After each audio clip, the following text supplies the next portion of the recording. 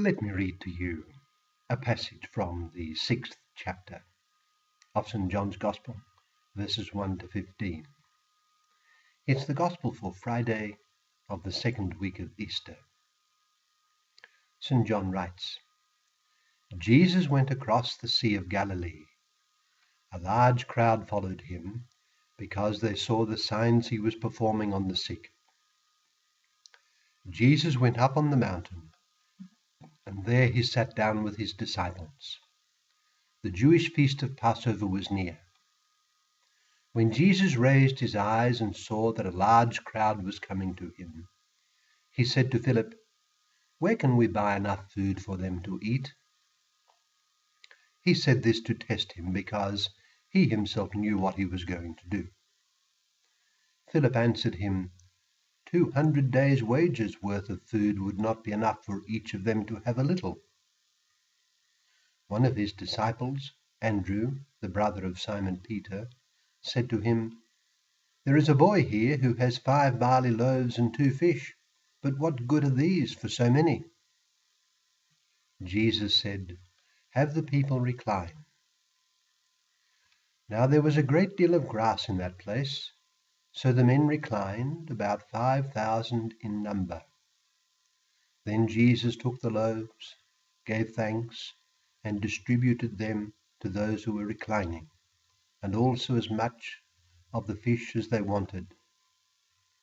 When they had had their fill, he said to his disciples, "Gather the fragments left over, so that nothing will be wasted."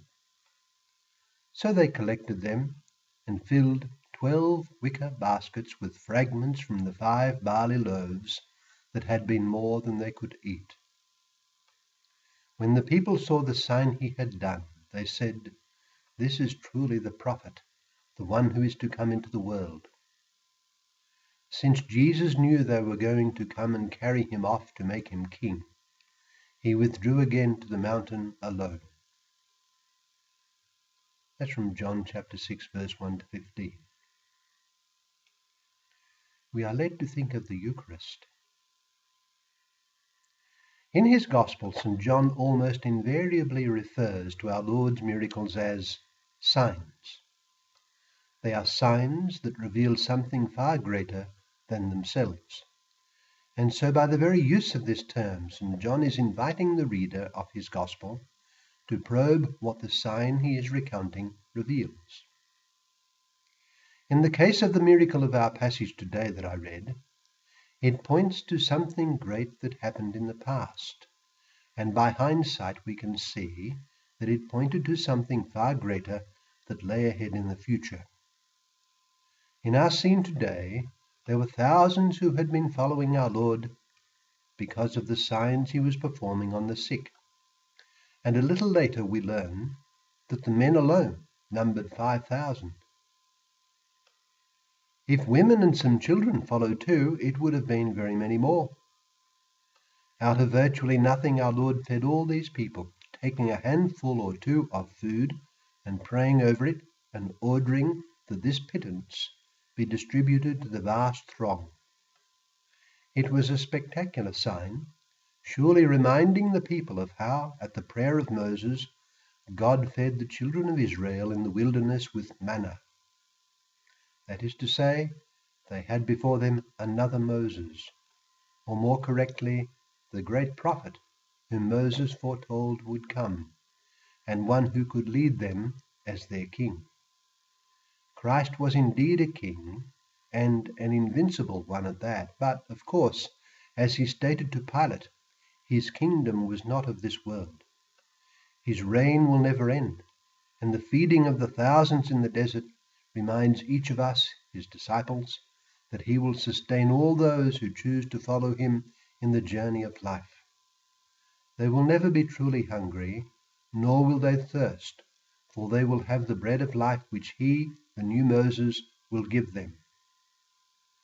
It is that bread of life coming from heaven which our miracle of today is a sign of.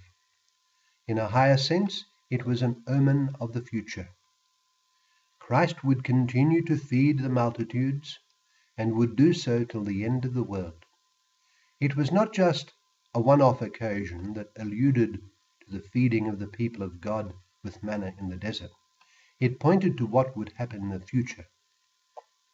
The very next day in Capernaum, according to St. John's account in this same chapter, our Lord spoke of the bread from heaven that he, the Son of Man, would give them. Stunningly, he told them that his own flesh and blood would be this food. One of the amazing things about this is the directness with which our Lord taught this doctrine. He did not even tell them that those who ate his flesh and drank his blood would do so not physically but sacramentally. That would be made clear at the Last Supper to his apostles and later to his disciples in the infant church. Our Lord proclaimed the doctrine publicly in the synagogue at Capernaum, and his hearers were asked to accept it as it stood. There were no qualifications given to his proclamation that his flesh would be real food and his blood real drink, and that unless his flesh were eaten and his blood were drunk, they would have no life in them. Perhaps our Lord did not explain publicly that this would be a sacrament because, if he had done this, people could have interpreted our Lord as meaning that the eating and drinking sacramentally of his body and blood would have been a merely symbolic meaning. It would be only a sign, a metaphor. That is speculation, but what is clear is that the feeding of the thousands in our gospel text today is a sign of God's plan to feed mankind with the true bread from heaven, which is the body and blood of the risen Christ, his Son. Our miracle today reminds us that Jesus is the new Moses who leads and nourishes us with food from heaven on our journey to the promised land of heaven. That nourishment which he constantly gives us from above is nothing other than his own flesh and blood, not in some metaphorical sense, but truly and literally. The flesh and blood of the risen Jesus is real food and real drink, given to us sacramentally, given in the sacrament of the Holy Eucharist. By means of it, we live in him, and he lives in us.